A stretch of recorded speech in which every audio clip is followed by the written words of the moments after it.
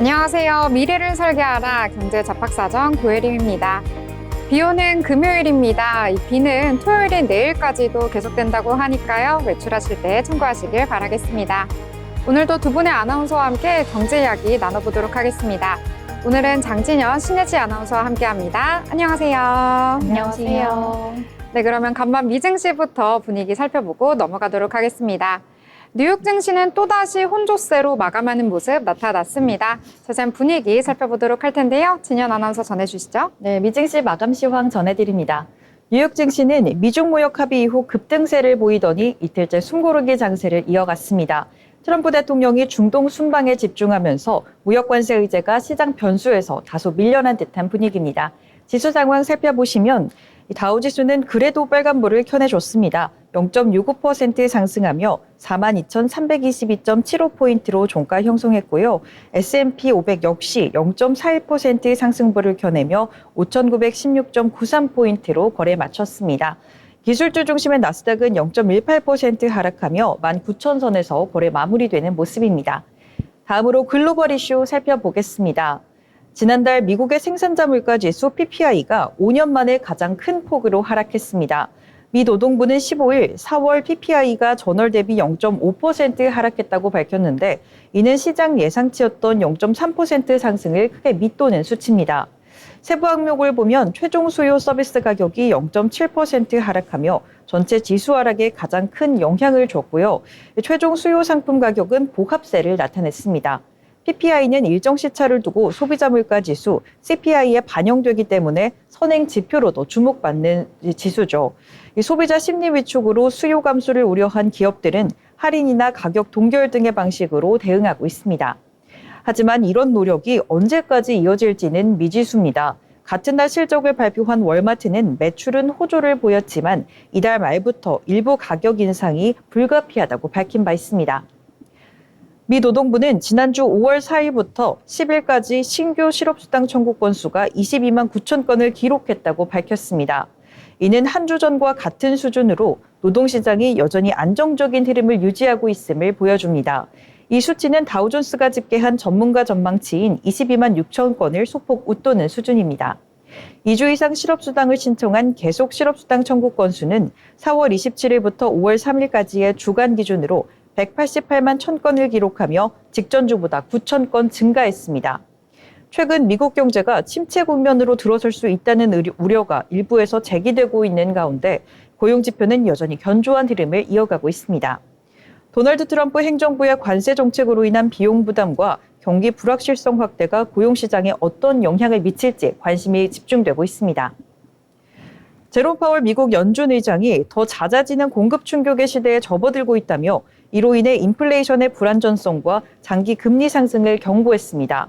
현지 시간 15일 워싱턴 DC에서 열린 연구 컨퍼런스에서 파월 의장은 앞으로의 인플레이션은 2010년대보다도 더 큰 변동성을 보일 수 있다고 진단하며 팬데믹 이후 경제 구조가 질적으로 변화했다고 강조했습니다.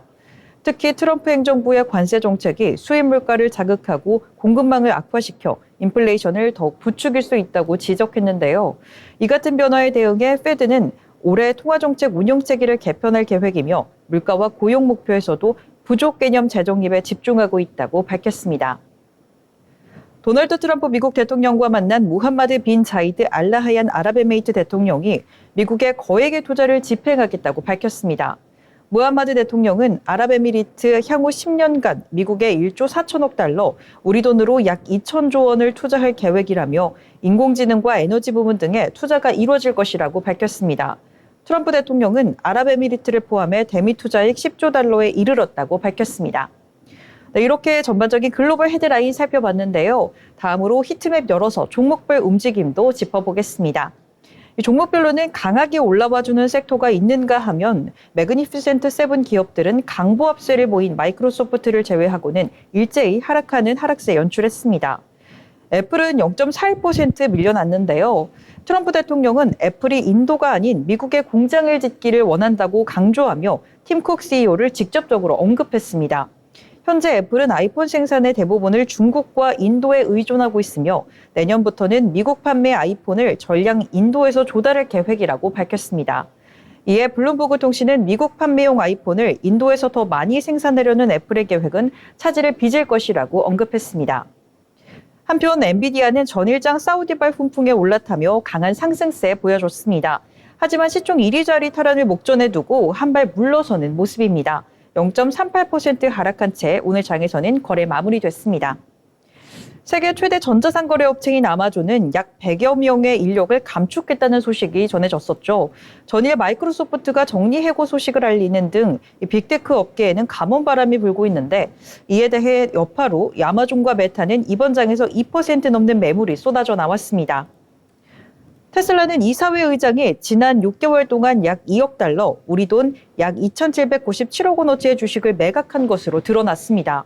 이는 일론 머스크 CEO가 정치에 한눈을 팔고 테슬라가 차량 판매량도 급격하게 줄고 있는 시기와 일치하는데요. 일반적으로 내부자 매도는 주식 고점 신호로 인식되고 있습니다.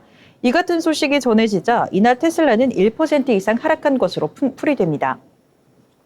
구글 역시나 0.84% 밀려난 채 마무리되는 모습입니다.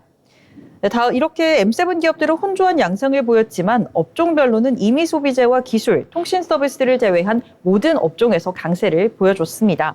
필수 소비재는 2% 이상 상승세를 보였는데 다만 월마트는 예상보다 양호한 1분기 실적을 발표했음에도 불구하고 경영진이 높은 관세에 따른 가격 인상을 경고하면서 약보합권에 머물렀습니다. 제약바이오탄도 일제히 상승불을 켜낸 가운데 미국 최대 보험회사인 유나이티드 헬스는 급락하는 모습 연출했습니다.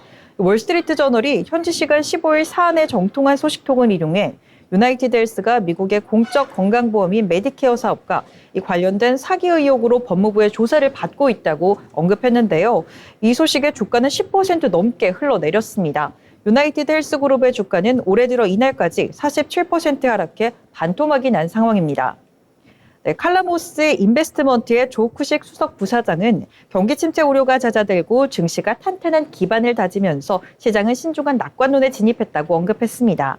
다만 투자자들은 여러 거시경제 및 미시경제 위험 요인들을 헤쳐나가야 한다고 말한 바 있어 이 점 함께 참고하시면서 투자에 참고하시면 좋을 것 같습니다.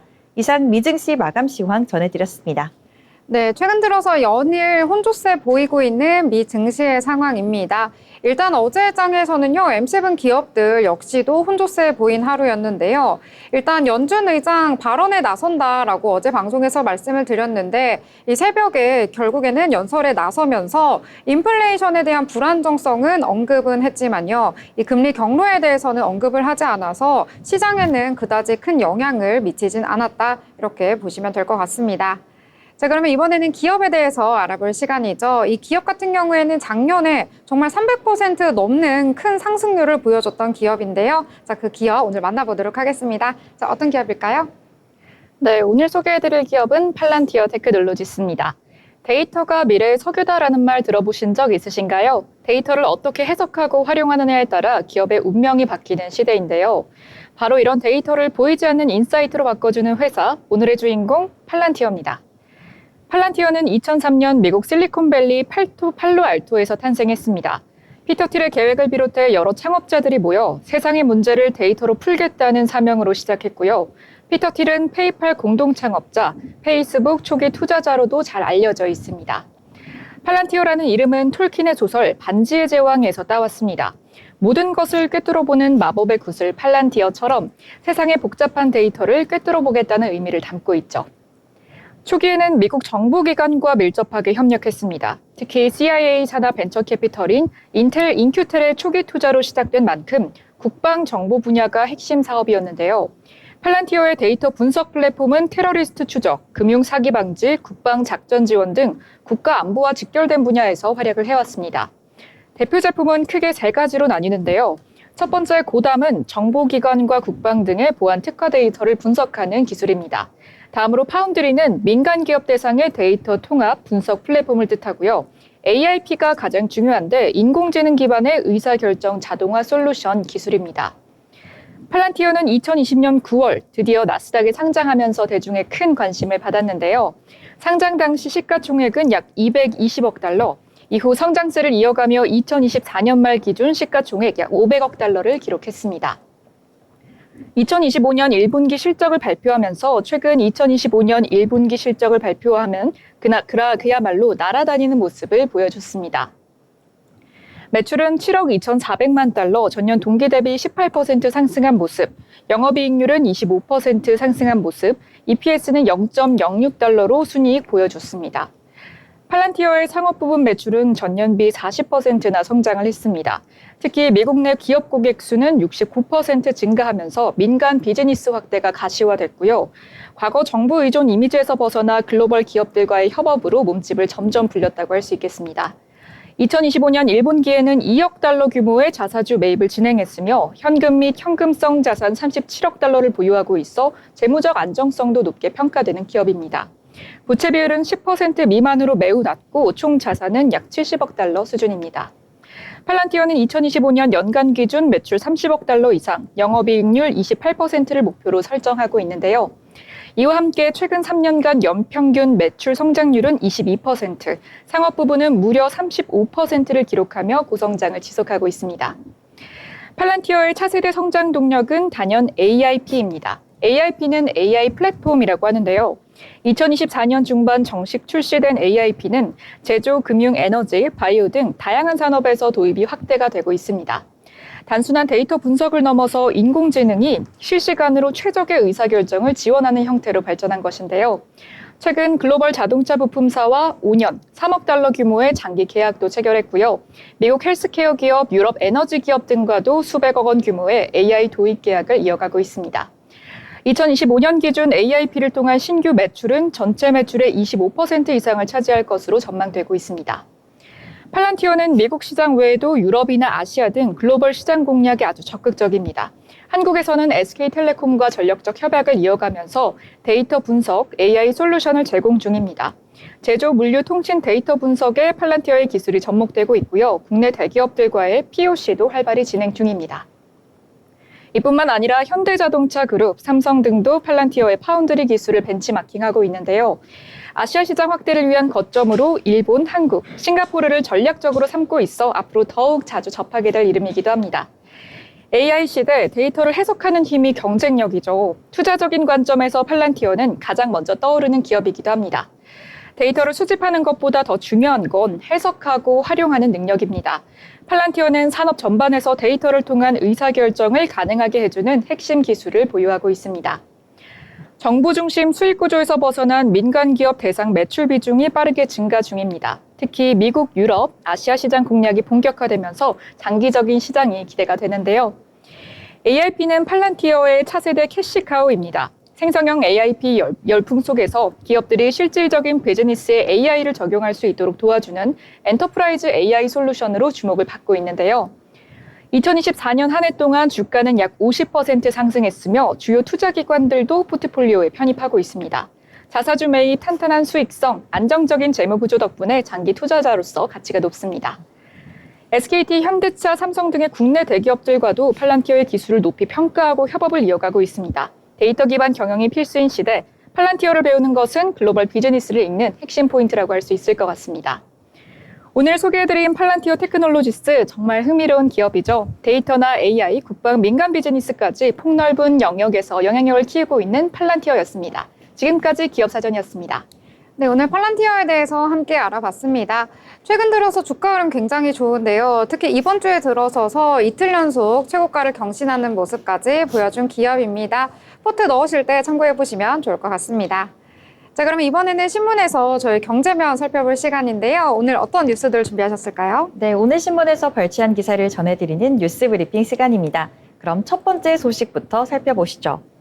한국과 중국이 15일 제주에서 열린 아시아태평양 경제협력체 APEC 통상장관 회의를 계기로 공급망 협력과 다자 무역 활성화에 한 목소리를 냈습니다. 한중 자유무역협정 FTA 서비스 투자 분야에도 협상에 속도를 낼 계획입니다. 정인교 산업통상자원부 통상교섭본부장과 리청강 중국 산무부 차관은 회담을 갖고 양국 간 경제협력의 확대에 뜻을 모았습니다. 이번 APEC 회의는 10월 경주 정상회담을 앞두고 가장 중요한 장관급 행사로 미국, 중국 등 주요국 인사들이 모두 참석해 비공식 회담도 활발히 진행됐습니다. APEC은 전 세계 전 세계 상품 교역량의 절반을 차지하는 최대 경제 협력체지만 관세 전쟁 등 보호무역 기조로 인해 올해 GDP 증가율 전망은 2.6%로 낮아졌습니다. 수출 증가율도 작년 5.7%에서 올해 0.4%로 크게 둔화될 것으로 전망됐습니다. 정 본부장은 에이펙을 갈등과 불확실성 해소를 위한 협력 플랫폼으로 만들어야 한다고 강조하며 필리핀, 베트남 등 주요국 장관들과 양자 면담을 이어갔습니다. 더불어 시진핑 중국 국가주석의 10월 방한 가능성도 제기되고 있는 상황입니다. 다음 소식입니다. 글로벌 모빌리티 기업 우버가 자율주행과 차량 공유를 결합한 새로운 서비스를 내년부터 미국에 도입합니다. 우버는 14일 미국 뉴욕 맨해튼에서 열린 연례 행사 2025 고깃을 통해 총 6개의 신규 모빌리티 서비스를 공개했으며 이 가운데 가장 주목받는 것은 경로 공유, 이른바 루트 쉐어입니다. 운전자가 주요 통근 경로를 따라 운행하면서 승객과 차량을 공유하는 방식으로 기존 우버 요금의 절반 수준에 이용할 수 있어 우버판 버스로도 불립니다. 자율주행 분야에서도 우버는 폭스바겐과 협력해 2026년부터 로스앤젤레스에서 서비스를 시작했고 향후 10년간 미국 전역으로 확대할 계획입니다. 이미 웨이모와 협력해 피닉스와 오스틴에서 자율주행 서비스를 운영 중이며 애틀랜타의 진출도 앞두고 있는 상황입니다. 우버는 자율주행과 인간 운전자가 공존하는 하이브리드 네트워크를 유지할 방침입니다. 다음 소식입니다. 정의선 현대차그룹 회장이 지난해 10월 사우디 리야드에서 사우디 국부펀드와 자동차 공장 합작 투자를 체결하며 중동 진출 50년 만에 자동차 생산 기지를 구축하게 됐습니다. 사우디아라비아는 연간 84만 대가 팔리는 중동 최대 자동차 시장으로 현대차는 이곳에 연간 5만 대 규모의 첫 현지 생산 공장을 착공했습니다. 내연기관차와 전기차를 함께 생산하며 내수뿐 아니라 중동과 아프리카 수출도 염두에 두고 있습니다. 지난해 현대차는 사우디에서 13만 5천 대를 판매했고 올해 1분기에는 판매량이 25% 늘었는데 점유율은 16.1%로 도요타에 이어 2위입니다. 전기차 등 친환경차 판매도 1분기 기준 만 대로 1년 새 55% 증가한 수치입니다. 공장은 반제품 조립 CKD 방식으로 운영되며 킹살만 산업단지 내에 들어섭니다. 이 지역은 사우디의 자동차 산업 육선 전략의 거점으로 꼽히는 곳입니다. 현대차는 이번 투자를 통해 수소 에너지 분야 협력도 확대할 계획인데 최대 주주 자리를 사우디 국부펀드에 넘긴 것도 전략적인 판단입니다. 사우디 정부 역시 미래 모빌리티 산업의 중심축으로 이번 합작 법인을 기대하고 있다고 전했습니다. 다음 소식입니다. 2차 전지 업체들이 대규모 설비 투자를 이어가는 가운데 신용등급 하락을 우려할 정도로 재무 건전성이 빠르게 악화되고 있는 것으로 나타났습니다. 14일 한국기업평가에 따르면 삼성 SDI, LG 에너지솔루션, SK온 등 배터리셀 3사의 순차입금 규모는 2021년 말 10조 8천억 원에서 지난해 말 41조 5천억 원으로 3년 만에 280% 이상 증가했습니다. 에코프로, 포스코퓨처엠 등 소재기업 4곳의 차입금도 같은 기간 7배 가까이 급증한 것으로 나타났습니다. 올해 1분기 삼성 SDI는 4,300억 원대의 영업손실을 기록했고 SK온도 2,900억 원대의 적자를 낸 것으로 알려졌습니다. 또한 LG 에너지솔루션 역시 미국 보조금을 제외하면 영업손실이 이어지고 있는 상황입니다. 그 결과 신용등급 하락 압력도 현실화되고 있습니다. 무디스는 SK이노베이션의 신용등급을 투자 적격에서 투기 등급으로 낮췄고 S&P도 LG 에너지솔루션과 포스코홀딩스에 대해 신용등급을 하향 조정했습니다. 포스코퓨처엠은 신용등급을 유지하기 위해 불가피한 결정이었다고 밝히며 조단위 유상증자에 나섰는데 부채 비율은 139%까지 치솟아 하향 기준점에 근접한 상태입니다. 한국기업평가는 유상증자, 자산 매각 등 자구책 이행 여부를 중점 모니터링할 계획이라고 밝혔습니다. 다음 소식입니다. 6.3 대선을 앞두고 이재명 더불어민주당 후보와 김문수 국민의힘 후보 모두 서민과 취약계층을 위한 전문은행 설립을 공약으로 내걸었습니다. 하지만 실효성에 대한 의문이 제기되고 있는 상황입니다. 이재명 후보는 중금리 대출 중심의 인터넷은행 설립을, 김문수 후보는 서민 소상공인 대상의 국책은행 설립을 각각 제안했지만 기존 인터넷은행 사례를 볼 때 실질적인 효과에 대한 회의론이 커지고 있습니다. 당초 이 중저신용자 지원을 목표로 설립된 인터넷은행들은 오히려 고신용자 위주의 대출에 집중하고 있습니다. 전국은행연합회에 따르면 올 3월 인터넷은행 3사 신규가 취급한 이 신용대출의 평균 신용점수는 899.7점으로 고신용자 비중이 높은 것으로 나타났습니다. 지난 3년간 인터넷은행 3사의 가계대출 잔액은 2배 넘게 증가했고 중금리 대출을 목표로 초과 달성했음에도 서민대출로서의 실질적 확대는 부족하다는 지적입니다. 이와 함께 예대금리 차도 시중은행보다 높아 수익성 중심의 운영이 이어지고 있는 상황인데 금융권 관계자는 수익성과 건전성이라는 현실적 문제를 대선 공약 속 은행들이 어떻게 해결할 수 있을지가 핵심이라고 강조했습니다. 지금까지 뉴스 브리핑 전해드렸습니다. 네, 여러 가지 뉴스들 함께 알아봤습니다. 그중에서도 2차 전지 최근 들어서 계속해서 안 좋은 분위기 나타나고 있는데요. 이번에도 신용 강등에 대한 압박 더욱더 커지면서 앞으로 자금을 어떻게 조달할지 이 부분에 대해서는 물음표가 찍히고 있는 상황입니다. 이 부분 체크하시면서 2차 전지주 담으실 때 고민 한 번씩 더 해보시면 좋을 것 같습니다. 더불어본 방송에서 제공하는 정보는 투자 판단을 위한 조언일 뿐 해당 종목의 가치, 상승과 하락에 대해서는 보장하지 않습니다.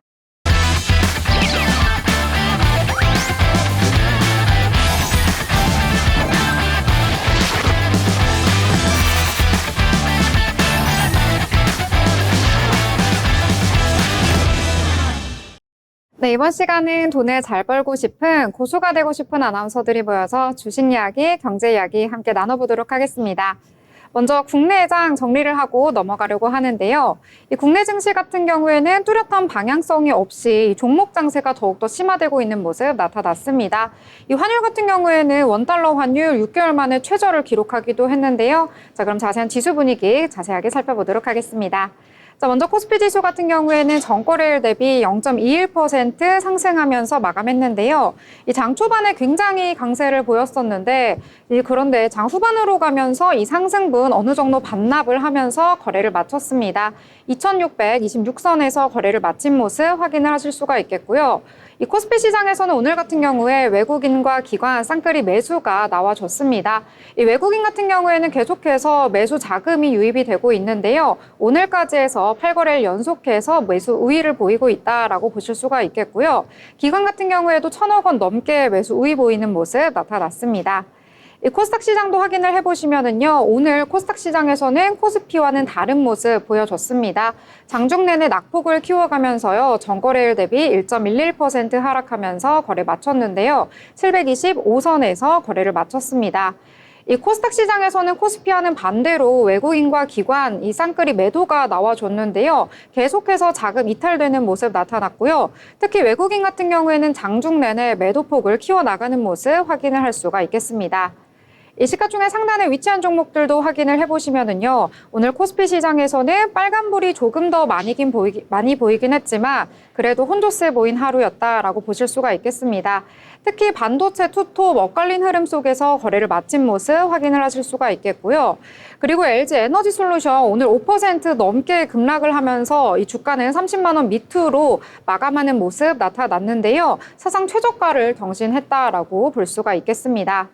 이 코스닥 시장에서는 전체적으로 파란불이 굉장히 많이 보였는데요. 특히 2차 전지주 오늘 굉장한 약세를 보였다라고 볼 수가 있겠습니다. 이 미국 쪽에서 IRA 관련해서 세액공제를 조기 종료를 할 수도 있다라는 소식 속에서 오늘 전체적으로 약세 흐름 이어진 것으로 보실 수가 있겠습니다. 자, 그래도 전체적으로 특히 코스피 시장에 외국인의 거래가 다시 활발하게 들어오고 있다라는 점이 호재로 작용을 하고 있는 것 같은데요. 이 5월의 누적 순매수 규모가 약 1조 5천억 원 정도 된다라고 볼 수가 있겠습니다. 자, 그래서 4월과는 정반대로 자금 유입 활발하게 된다고 볼 수가 있겠는데요. 자, 그럼 종목별로 어떤 특징과 이슈가 있었는지 함께 이야기를 나눠보도록 하겠습니다. 자, 진현 아나운서 어떤 내용부터 살펴볼까요? 네, 오늘의 특징주 제가 첫 번째로 소개해드릴 종목은요, 바로 넥스틸입니다. 미국 알래스카 조정부가 내달 액화 천연가스 LNG 개발 사업을 논의할 회의에 한국 정부를 초청했다는 소식에 오늘장에서 관련주들이 일제히 상승하는 모습 보였습니다. 이번 상승 흐름은 내달 3일 열리는 알래스카 지속가능 에너지 회의를 앞두고 알래스카 LNG 개발 사업 모멘텀이 다시 한번 주목받은 결과로 풀이되는데요. 알래스카 주정부는 이번 회의에서 최신 에너지 기술과 함께 알래스카 LNG 프로젝트도 논의할 예정으로 이번 회의에서 한국 정부도 초청받은 것으로 알려졌습니다. 이 같은 소식에 국내 관련주들은 일제히 상승하는 모습 보였습니다. 율초는 9.32%나 무려 급등을 했고요. 동양철관 2.7%, 하이스틸이 1.9%, SK오션플랜트가 5%대 오르는 등 철강 및 관관주가 줄줄이 올랐습니다. 한국가스공사도 2%대 상승으로 마감했습니다. 한편 도널드 트럼프 미 대통령은 지난 3월 의회 연설에서 알래스카 가스 개발 사업에 한국의 참여를 희망한다고 밝힌 바 있죠. 대만은 이미 지난 3월 국영 석유 기업이 알래스카 가스라인 개발공사와 LNG 구매 투자 의향서에 서명한 가운데 최근 뉴욕타임스는 6월 2일 알래스카에서 미국 측이 한국과 일본 관계자들을 초청한 뒤 투자 의향서에 서명하도록 압박할 가능성이 있다고 보도하기도 했습니다. 이 같은 소식에 넥스틸도 강세를 연출했습니다. 넥스틸은 14일에 약보합으로 마감한 뒤 15일 1.6%의 상승폭을 기록하기도 했는데요. 오늘도 그 상승 흐름 이어가주는 모습입니다. 오늘 장에서는 고가로 더 5% 이상 상승하는 모습도 보이기도 했는데요. 종가로는 4.42% 상승한 13,230원에서 거래 마무리되는 모습입니다. 네, 3월 들어서 주가가 쭉 하락하는 모습 나타났었는데요. 최근 들어서 다시금 분위기가 좋아지고 있는 것 같습니다. 오늘 같은 경우에는 윗꼬리는 조금 달리면서 마감을 했다라고 보실 수가 있겠습니다. 자, 그럼 오늘 장에서 또 강조된 테마 이야기를 해보려고 하는데요. 이 시장에서 그동안 큰 폭의 주목을 받지 못했었는데 오늘 마리아나 관련된 종목들이 상승을 해서 이야기를 해보려고 합니다. 이 정부 쪽에서 이 기준을 여러 가지로 완화를 하겠다라는 소식이 전해지면서 관련된 종목들 오늘 장에서 강세를 보였는데요. 이 보건복지부가 의료용 대마 성분의 뇌전증 치료제 이 에피디올렉스에 대해서 급여 기준 개편을 보고를 받았다라는 소식이 전해졌고요. 검토에 착수한 상태다라고 전해졌습니다. 일단 두 가지 희소 난치성 뇌전증 질환으로 제한을 했었는데요. 이 급여가 제한되는 부분을 기존엔 두 가지에서 세 가지로 늘린다라는 것이 골자라고 합니다. 또 기존 뇌전증 치료제를 일정 수 이상 써야지만 보험에 적용을 받을 수 있었는데요. 이게 워낙 까다로웠기 때문에 이 부분을 조금은 완화한다라고 합니다. 이 시장에서는 정부가 의료용 대마에 대해서 기준을 완화하면은 더욱더 의료보험 혜택을 받을 수 있는 여러 가지 기업의 혜택이 발생할 수 있다라고 보고요. 향후 수혜에 대한 기대감 더욱더 높여가는 모습 나타났습니다. 자, 오늘 장에서 수급이 어디로 가야 할지 방향성을 찾지 못하니까 이런 마리아나 관련된 종목으로 쏠린 것 같은데요. 자, 일단 메디콕스 같은 경우에는 상한가로 마감을 했습니다. 최근 들어서 되게 흐름이 좋은데요. 3거래를 연속해서 상한가를 기록하는 모습 나타났고요. 우리바이오 같은 경우에는 20%대까지 치솟았는데 결국에는 윗골이 길게 달리면서 5%대에 마감했고 이 비엘판텍 같은 경우에는 장중에 상한가 터치하기도 했었는데요. 결국에는 윗골이가 좀 심하게 달렸습니다. 1%대 마감 그리고 오성 첨단 소재, 한국 BNC 같은 종목들도 오늘 장에서 강세 보였다라고 정리를 해보도록 하겠습니다. 자, 그러면 다른 내용 또 나눠보려고 하는데요. 자, 진현 아나운서 어떤 내용 이야기해볼까요? 네, 제가 두 번째로 소개해드릴 기업, 저희가 정말 많이 언급해드렸던 기업입니다. 바로 삼양식품인데요. 자주 언급이 된다는 건 그만큼 계속해서 좋은 소식이 들려오겠다는 거겠죠. 이 불닭볶음면 열풍에 힘입어 삼양식품이 주당 100만 원이 넘는 황제주의 반열에 올라섰습니다. 여기에 1분기 깜짝 실적까지 더해지며 주가는 장중 120만 원을 돌파해 상장 이후 최고가를 기록하기도 했는데요. 오늘의 상승으로 인해 시가총액은 9조 원을 넘어서면서 유가증권 시장 47위에 올랐고 한화시스템과 한국항공우주, LIG넥스원까지 제쳤습니다. 이번 주가 상승의 배경에는 역시 실적이 있었습니다. 삼양식품은 1분기 영업이익이 전년 대비 67.2% 증가한 1,340억 원을 기록했다고 밝혔고 이는 증권가 예상보다도 28% 넘게 웃도는 성적입니다. 매출도 5,290억 원으로 37.1% 늘었고 영업이익률은 25%를 넘겼습니다. 이 같은 소식에 증권사들도 발빠르게 목표 주가를 앞다퉈 상향했습니다. 이 하나투자증권은 기존 120만 원에서 170만 원대로 대폭 높였고요. 유안타, 한국, 신한, KB증권 등도 일제히 목표 주가를 상향 조정했습니다. 눈길을 끈 건 IBK투자증권의 이례적인 보고서였습니다. 미안하다, 과소평가했다라는 좀 재미있는 제목으로 삼양식품의 저력을 인정하며 목표 주가를 145만 원으로 높여잡는 모습도 연출했습니다. 여기에 더해 수출호조도 긍정적인 흐름을 이어가고 있는데요. 내수보다 수출에 집중하고 있음에도 불닭볶음면 수요는 여전히 뜨겁고 신공장 가동이 본격화되면 수익성도 더 좋아질 것으로 보입니다. 지금 라면주는 그야말로 핫한 종목으로 부상하고 있는데 그 가운데 선두를 이끌고 있는 삼양식품 오늘장에서 굉장한 급등세 연출했습니다. 고가로는 19% 이상 상승하는 모습까지 연출을 해줬는데요. 종가로도 그 흐름 그대로 이어나가줬습니다. 18% 무려 올라와주면서 117만 5천 원으로 종가 형성하는 모습입니다. 네, 삼양식품 정말 열기가 뜨거운 것 같습니다. 정말 매운맛 같은 주가 흐름 보여줬는데요. 어제도 52주 신고가 경신했는데 오늘도 또 한 번 재차 경신하는 모습 나타나줬습니다. 이 목표 주가 170만 원까지 갈 수도 있다라는 이야기 나오고 있고요. 특히 시가총액 같은 경우에는 처음으로 50위 내에 진입을 했기 때문에 겹경사를 맞았다라고 볼 수가 있겠습니다. 이러한 내용들 확인을 해보시면서요. 이 포트폴리오에도 넣어보시면 좋을 것 같습니다. 자, 그러면 또 다른 내용 함께 이야기 나눠보려고 하는데요. 이번에는 해외 쪽 소식이 있는데 그 흐름이 국내까지도 이어진 것 같습니다. 원자력과 관련된 이야기 나눠보려고 하는데요. 이 벨기에 쪽에서 22년 만에 탈원전 폐기 소식이 전해지면서 관련된 종목들 오늘장에서 강세를 보였습니다. 이 벨기에 의회가 새 원자로 건설을 허용하는 이 정부의 원전 산업 부활 계획을 확인을 해봤는데요. 이 찬성이 102표, 반대는 8표, 기권은 31표로 가결이 되었다라고 전해졌습니다. 22년 전에 탈원전 공약 폐기 드디어 공식화한 것인데요. 투표 가결은 이미 예견된 수순이었다라고 전해지고도 있습니다. 자, 왜냐하면은 이 탈원전에 대한 움직임 같은 경우에는요, 이번에는 벨기에 쪽에서 나온 이슈이긴 하지만 이미 다른 유럽 각국에서도 잇따르고 있다라고 전해졌습니다. 이 세계 최초 탈원전 국가로 꼽히는 이탈리아 같은 경우에도요, 지난 3월에 이미 원자력 기술의 사용을 허용하는 법안을 승인을 했고요. 또 재생에너지를 강조하고 있는 스페인 역시도 지난달 대규모 정전 사태가 있었죠. 이때 향후 10년간 원자력 발전소 7곳을 폐쇄하려고 했는데 이것을 다시 한번 재고해보겠다라는 내용이 전해지기도 했습니다. 특히 덴마크 같은 경우에는요, 에너지 기후장관 역시도 이 현지 매체와 인터뷰를 했는데 이 차세대 원자력 기술이 갖는 잠재적인 이점을 분석을 하겠다라고 밝히면서요, 이 기조에 대한 변화의 가능성을 시사하기도 했습니다. 자, 오늘 장에서는 일단 우리 기술 같은 경우에 이러한 영향 그대로 받아서요, 13%대 강세 속에서 마감을 했고요. DL-ENC는 4.59%, 한전기술은 8% 강세 보였습니다.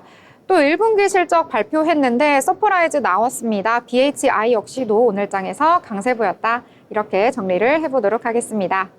자, 그러면 또 다른 내용 이야기를 나눠봐야 되겠죠. 자, 진현 아나운서 어떤 내용일까요? 네, 제가 소개해드릴 기업 엔터주인데요. 바로 JYP 엔터테인먼트입니다. 국내 대표 엔터주들이 숨고르기에 들어간 사이 JYP 엔터테인먼트는 장중에는 좀 강세를 보여서 눈길을 끌었습니다.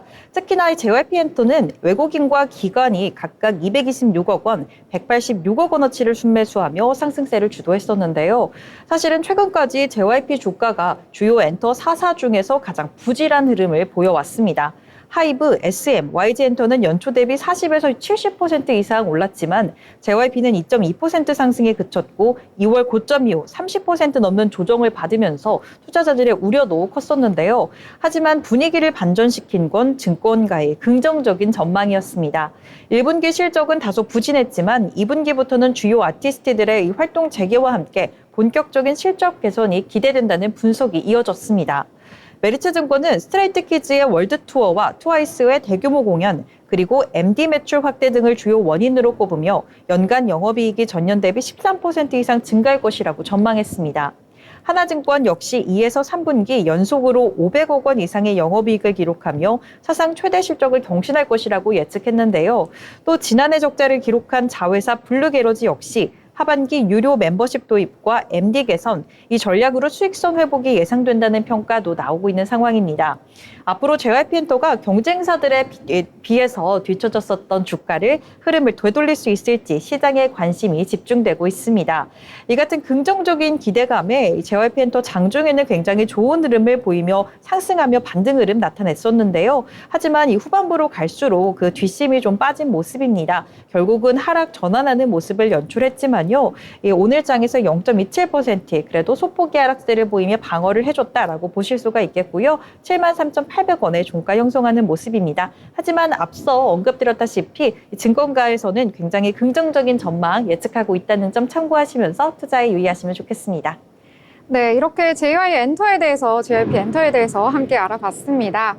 주가 같은 경우에는 어제장에서 굉장히 좋은 모습 나타났었는데요. 오늘장까지도 그런 흐름 이어가나 싶었는데 결국에는 소폭 하락하면서 마감을 했습니다. 특히 일본에서 음반과 MD 판매가 호조를 보이고 있다라고 전해지고 있고요. 그리고 이 매출 중에 60%가 일본에서 발생을 하고 있다라고 보실 수가 있겠습니다. 이런 부분들 투자하실 때 참고하시기 바라겠습니다. 자, 이번에는 인물에 대해서 살펴볼 시간인데요. 요즘에 비트코인 정말 잘 나가고 있는데 이와 관련된 인물 소개를 해주신다고 합니다. 자, 어떤 인물일까요? 네, 제가 오늘 가져온 인물은 바로 마이클 세일러입니다. 확신의 남자, 비트코인 573억 달러로 증명하다라는 제목으로 소개드리고 싶은데요. 여러분, 비트코인 하면 떠오르는 대표 인물이 누굴까요? 오늘 소개해드릴 인물, 마이클 세일러가 바로 그 주인공입니다. 그는 단순한 투자자가 아니고요. 한 사람의 고집과 확신이 기업 전체를 바꾸고 전 세계 투자자들의 시선을 사로잡은 인물이라 할 수 있겠습니다. 그가 창업한 기업 마이크로 스트래티지, 티커명 MSTR은 이제 데이터 분석 소프트웨어 기업이 아니라 세계 최대 비트코인 보유 상장사로 알려져 있죠. 조금 거슬러 올라가 볼까요? 마이클 세일러는 1965년 2월 4일 미국 네브래스카주 링컨에서 태어났습니다. 어린 시절엔 공군 장교였던 아버지를 따라 여러 나라를 옮겨 다녔고요. 학업도 우수했습니다. 결국 그는 MIT에서 항공우주공학과 과학기술을 전공하며 엘리트 코스를 밟아왔습니다. 1990년 25세 나이에 마이크로 스트래티지를 공동 창업합니다. 당시 비즈니스 인텔리전스 소프트웨어가 막 주목받기 시작했을 때였고요. 세일러는 기업의 데이터 분석 니즈를 정확히 읽었습니다. 1998년 나스닥 상장 후에 회사의 시가총액은 한때 160억 달러까지 치솟았습니다. 당시만 해도 데이터하면 스트래티지지 하는 인식이 강했는데요. 하지만 2000년대 초반 닷컴 버블 붕괴와 더불어 회계 스캔들로 인해 큰 위기를 맞이합니다. 그의 개인 자산은 하루아침에 60억 달러나 증발을 했고요. 주가 역시 폭락했죠. 그럼에도 불구하고 그는 CEO 자리에서 물러나지 않고 회사를 다시 일으켰습니다. 이 부분만 해도 보통 인물이 아니라고 할 수 있을 것 같은데요. 2020년 코로나19 팬데믹 속에서 그는 새로운 결단을 내립니다. 화폐 가치가 너무 무너지고 있는 것 같다. 달러는 녹슬고 있다. 해답은 비트코인이다. 그는 회사의 현금성 자산을 비트코인으로 전환하는 파격적인 전략을 실시합니다. 그 첫걸음이 2020년 8월 2억 5천만 달러 규모 비트코인 21,454 비트코인을 매입하면서 이후 스트래티지는 기회가 될 때마다 비트코인을 매수하면서 본격적인 비트코인 기업으로 변신했습니다. 2024년 5월 14일 영국 파이낸셜 타임즈는 이 과정을 집중 조명하는 30분 다큐멘터리 The $40 billion Bitcoin Bet을 지금 선보였는데요. 이 다큐에서 그는 스스로를 재무 엔지니어라고 소개를 했습니다. 비트코인을 단순한 투자 상품이 아닌 디지털 자산 패러다임이라고 정의하면서 왜 자신이 비트코인의 모든 것을 걸었는지 조목조목 설명합니다. 마이크로 스트래티지는 2025년 5월 기준 553만 555 비트코인을 보유 중인데요. 보유 자산 가치는 약 573억 8,029만 달러, 단일 기간 기준 전 세계 1위 비트코인 보유 기업입니다. 세일러의 전략은 좀 독특했는데요. 그는 회사채를 발행해서 자금을 조달하고 그 돈을 통해서 비트코인을 매수한 후 비트코인 가격 상승에 따라 자연스럽게 MSTR 주가의 프리미엄을 높이는 구조를 만들었습니다. SEC 전문가 헨리 후의 이미지가 보여지고 있는데요. 그는 이를 두고 비트코인 가격이 오를 때 MSTR 프리미엄도 동반 상승한다고 설명했습니다. 즉 비트코인이 10% 오르면 MSTR 주가는 레버리지 효과로 20에서 30% 이상 반응하는 구조입니다. 2020년 이후 스트래티지는 이런 방식으로 수차례 회사채를 발행하게 되는데요. 총 61억 달러 상당 비트코인을 매수하면서 주가는 2024년 한 해 동안 무려 400% 급등. 그 결과 회사 시가총액은 2024년 말 기준 1,000억 달러 돌파에 성공했습니다. 이는 테슬라, 엔비디아 등 빅테크를 뛰어넘는 상승률인데요. 다큐멘터리는 세일러가 회사를 키운 독특한 방식도 조명을 했습니다. 그는 규제상 회사 주식을 직접 홍보할 수가 없기 때문에 비트코인 자체를 홍보하는 방식을 택했는데요.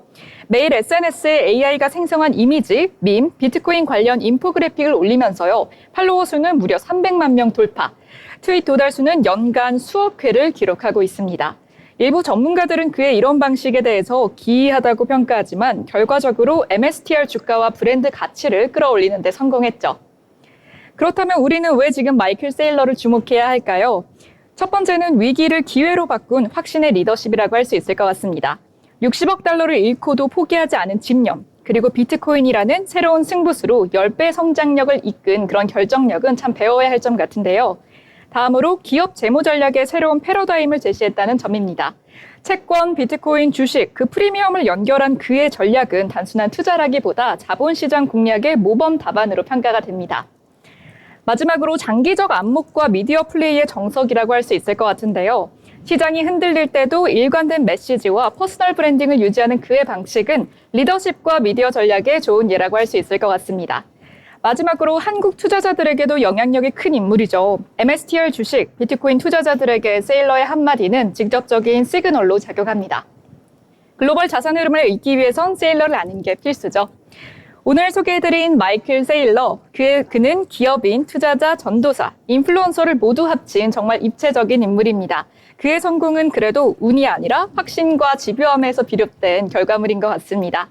비트코인이 대선 공약부터 비트코인 관련 기업들이 나스닥에 상장하고 있는 만큼 코인 관련 소식 챙겨보시면 좋을 것 같습니다. 지금까지 인물로그 마이클 세일러였습니다.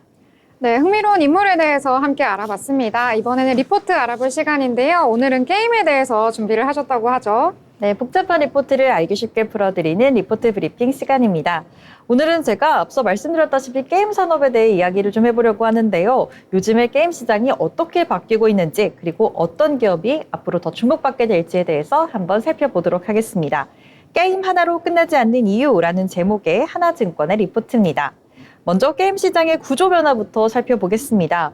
우리가 흔히 알고 있는 게임은 모바일 게임, 특히 MMORPG, 즉 대규모 다중사용자 온라인 롤플레잉 중심이었습니다. 하지만 최근 몇 년 사이 이 흐름에는 큰 변화가 생기고 있다고 하는데요. 특히나 눈에 띄는 게 바로 패키지 게임입니다. 패키지 게임은 PC나 콘솔에서 한 번 사고 즐기는 형태의 게임인데 예전엔 이러한 게임 방식이 국내 시장과는 좀 거리가 있었죠. 그런데 이 피해 거짓이라는 게임이 출시되면서 업계에는 새바람이 불어왔습니다. 한국 게임도 이런 고퀄리티 패키지 게임을 만들 수 있다는 증명을 해낸 건데요. 이런 반응이 나오자 국내 게임사들도 본격적으로 글로벌 시장을 겨냥하기 시작했습니다. 예전에는 게임 하나만 성공하면 그걸로 모바일로 이식하거나 비슷한 게임을 반복하는 시기였다면 이제는 마치 영화나 드라마가 시즌2, 시즌3로 이어지는 구조처럼 하나의 성공을 확장하고 발전시키는 데 초점이 맞춰진다고 볼 수가 있겠습니다. 자, 그렇다면 여기서 핵심 내용은 무엇일까요? 바로 성공한 하나의 게임 시리즈로 이어질 수 있다는 점입니다. 피해 거짓이 그냥 잘 팔린 걸로 끝나는 게 아니라 DLC, 즉 다운로드 콘텐츠 후속작, IP 확장 등으로 계속 수익을 만들어낼 수 있습니다. 한번 세계관에 몰입한 유저들은 그 세계를 좀 더 확장해서 즐기고 싶어 합니다.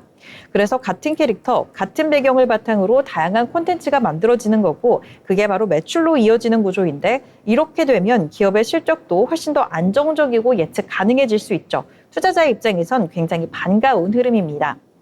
자, 이런 변화가 가능한 이유는 글로벌 게임 시장의 환경이 달라졌기 때문인데요. 먼저 콘솔 기기 보급이 늘어나고 있고 또 닌텐도 스위치 후속 기기의 소식도 들려오고 있죠. 그리고 스팀 같은 PC 플랫폼들도 꾸준하게 성장 중에 있습니다.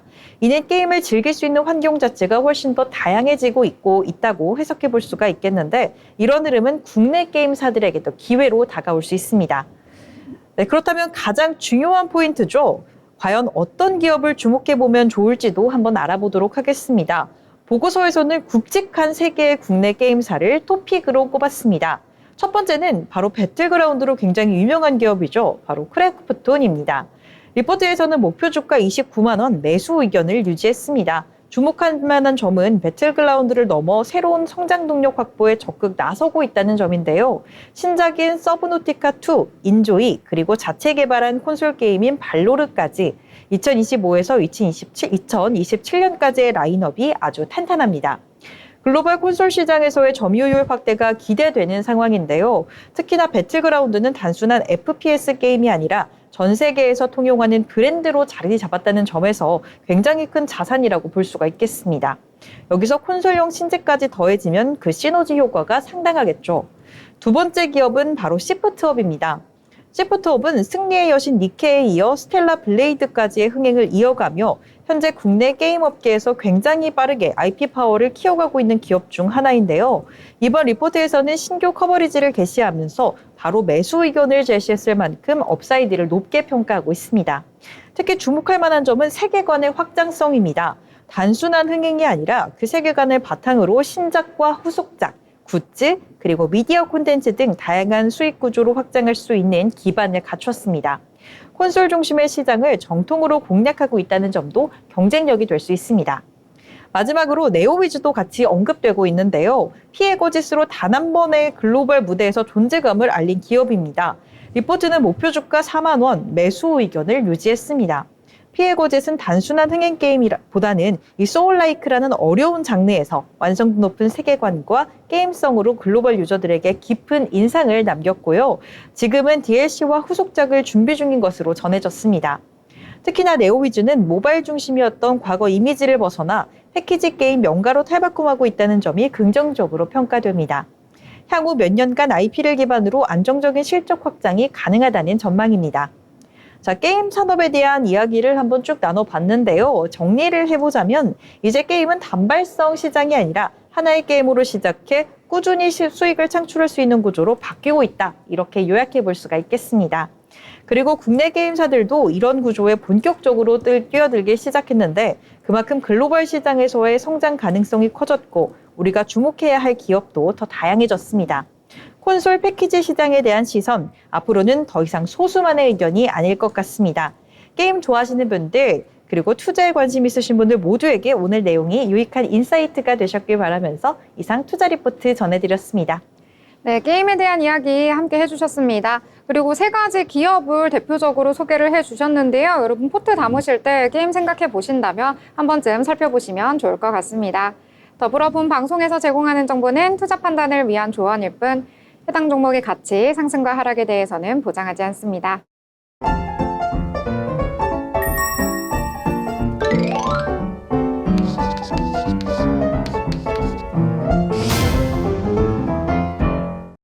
네, 금요일장 여러 가지 이야기들 함께 나눠봤습니다. 자, 이번에는 기분 좋게 마무리를 한번 해보려고 하는데요. 자, 예지 아나운서 어떻게 마무리를 해볼까요? 네, 오늘의 한 줄 평 세계로 뻗어나가자라고 하고 싶습니다. 21개 회원국의 통상장관이 만나는 아펙 통상장관회의가 15일 제주에서 열리고 있습니다. 한국이 에이펙 의장국 자격으로 주관한 것은 2005년 이후 20년 만이라고 하는데요.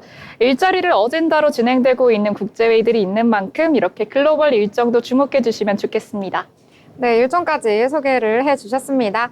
자, 진현 아나운서 이번엔 어떻게 좀 정리를 해볼까요? 네, 저는 한 줄로 요약하자면 이 시장에 뚜렷한 긍정적인 재료가 들어오길이라고 좀 정리해보고 싶습니다. 오늘 장에서는 이 뚜렷한 재료가 없어 혼조한 양상을 보였는데요. 앞으로 추후에는 좀 더 긍정적인 기분 좋은 소식들 들려오길 바라보겠습니다. 네, 이렇게 뚜렷한 방향 찾기가 너무나도 어려웠던 시장이었던 것 같습니다. 그래서 오늘 장 어디로 가야 할지 모르겠다 이렇게 정리를 해보도록 하겠습니다. 자, 오늘 방송은 여기서 마무리 짓도록 하겠습니다. 주말 잘 보내시고요. 저희는 월요일 방송으로 다시 찾아뵙도록 하겠습니다. 시청해주신 여러분 고맙습니다.